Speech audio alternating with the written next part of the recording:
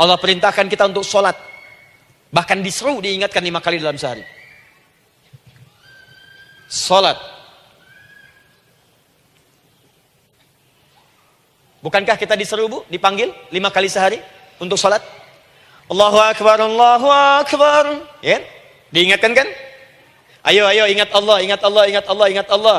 Allah Maha Agung, Maha Besar semuanya. Dan seterusnya. Perhatikan baik-baik. Apa tujuan Allah menyuruh kita dalam sholat?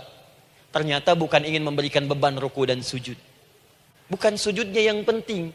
Karena semua makhluk tidak sujud pun tidak akan menurunkan status Allah sebagai Tuhan. Allah tetap Allah, gak ada ruginya.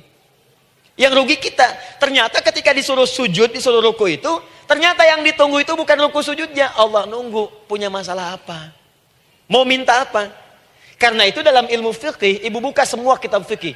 Salat itu secara bahasa disebut dengan doa. Nama lain dari doa adalah salat. As-salatu hiyad doa. Salat adalah doa. Karena itu semua bacaan dalam salat doa semua. Coba lihat. Baru takbir Allahu Akbar, doa iftitah. Al-Fatihah doa, Bu. Jangan dikira Al-Fatihah nggak ada doanya. Nih, nanti saya berikan cepat ya. Ini highlight dulu. Highlight dulu. Dalam sholat itu ada 4 keadaan. Ingat ini baik-baik. Nanti ibu manfaatkan minimal zuhur lakukan. Ada berapa keadaan? 4. Ada 4 posisi, 4 keadaan dalam sholat. Yang kalau ibu berdoa benar, meminta di situ dengan benar, itu seketika akan dikabulkan. Seketika. 1 saat berdiri. Berdiri. 2 saat ruku'. Ruku'. 3 saat sujud. 3 saat sujud. 4 sesaat sebelum salam. Berdiri, ruku', sujud, sesaat sebelum salam. Baik, sebelum saya bahas lebih jauh, saya ingin sampaikan dulu. Jadi ternyata ketika kita diminta oleh Allah menunaikan sholat, itulah cara kita memohon, Bu. Itulah waktu kita meminta. Dan dahsyatnya dalam sehari itu 5 kali ditungguin, Bu. Mana ada manusia di muka bumi ini, buka pintu rumahnya 5 kali sehari, cuma untuk memberikan apa yang dibutuhkan. Sesoleh-solehnya Ustadz, gak ada yang mengatakan, ayo 5 kali sehari datang aja ke rumah saya. Kalau butuh apa-apa, ambil. Butuh kulkas, ambil kulkasnya. Butuh TV, ambil. Gak ada begitu. Allah itu maha baiknya, 5 kali sehari dipanggil. Dari subuh sampai zuhur. Kita bangun tidur aja, punya masalah gak? Ayo minta. Disuruh sholat 2 rakaat. Dan sholatnya gak usah banyak-banyak, 2 rakaat aja dulu, supaya gak ada beban. Itu pun kadang-kadang masih lupa berapa rakaat kita sholat.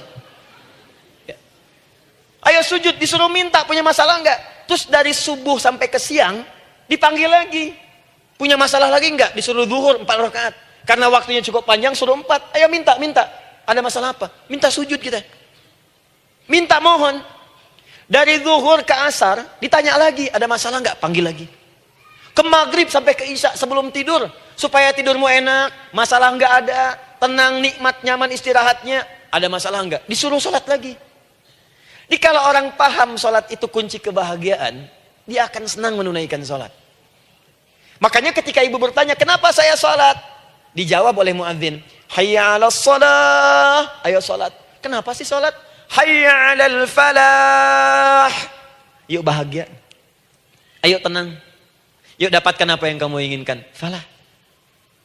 Jadi kalau orang paham sholat itu menyelesaikan persoalan, tentu orang akan berbondong-bondong semangat untuk menunaikan sholat. Cuman sayang segelintir orang itu menilai sholat sebagai beban. Jadi sebagai kewajiban beban saja, makanya sholatnya nggak nikmat. Karak tadi duhur, ayeuna asar deui. Tuh. Ya bagaimana doanya bisa dijawab? Anda datang pada orang, tapi datangnya dengan marah-marah.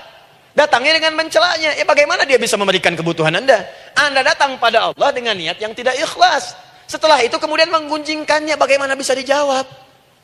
Tuntutan tinggi. Tapi datang tidak membawa prestasi, ya bagaimana bisa diberi? Catat tuh, bikin status. Paham ya? Nah ini bagian pertama. Jadi cara pertama, respon kata Allah, seruan Allah. Rumus pertama sholat. Nah sekarang saya ajarkan lagi. Ini belum selesai nih Bu. Ini panjang bahasannya nih. Sampai jam berapa kita? 10 ya? Oh, banyak. Oh, mau sampai jam 5 silahkan. Saya jam 10 selesai. Ya. Lihat sini. Oke, saya punya sekitar 1 jam kurang ke depan. Saya ingin terangkan sedetil-detilnya gitu ya. Dan saya hanya menyampaikan isi Al-Quran. Quran, hadis, Quran, hadis. Sekarang gini, Ustadz saya sekarang paham. Sholat berarti kunci untuk menyelesaikan masalah. Di sholat saya akan memohon. Sekarang Ustadz, bagaimana cara saya merespon sholat? Kan kata Allah, saya menyeru, respon gitu kan? Kita dipanggil sholat nih. Allahu Akbar, dipanggil. Bagaimana cara meresponnya? Sebelum minta. Awas, ibu ingin datang mengajukan proposal. Datang kepada wali kota, datang kepada gubernur, datang kepada presiden, datang kepada menteri sebelumnya. Bukankah ibu mempersiapkan diri? Penampilan ditata, proposal dibagus-bagusin, itu kan? Yang paling hebat itu kadang-kadang malam-malam latihan depan cermin. Bapak wali kota yang saya hormati. Lihat semuanya tuh. Dan yang paling luar biasa, maaf ya, janjian jam 7 dengan Pak Wali Kota, datang jam 6 ke Balai Kota. Sekarang ibu punya janji dengan Allah.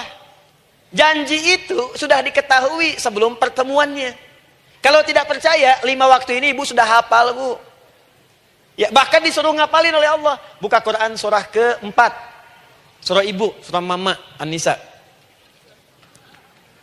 Ayat 103, Quran surah 4 ayat 103. فَإِذَا قَضَيْتُمُ الصَّلَاةَ فَاذْكُرُوا اللَّهَ قِيَامًا وَقُعُودًا وَعَلَى جُنُوبِكُمْ فَإِذَا اطْمَأْنَنْتُمْ فَأَقِيمُوا الصَّلَاةَ. Lihat ujung ayatnya. Inna الصَّلَاةَ كَانَتْ عَلَى الْمُؤْمِنِينَ كِتَابًا مَوْقُوتًا. Sungguh semua waktu salat itu telah ditetapkan waktunya bagi orang beriman. Itu terjemahan biasa. Kalau terjemahkan pakai ilmu balaghah, sungguh orang beriman itu hafal waktu-waktu salat. Tahu waktunya. Apalagi kalau di waktu itu ibu punya kepentingan, pasti hafal. Kalau ibu benar memprioritaskan sholat dan menilai sholat sebagai solusi hidup, menilai sholat sebagai kebutuhan, ibu pasti akan hafalkan itu Bu.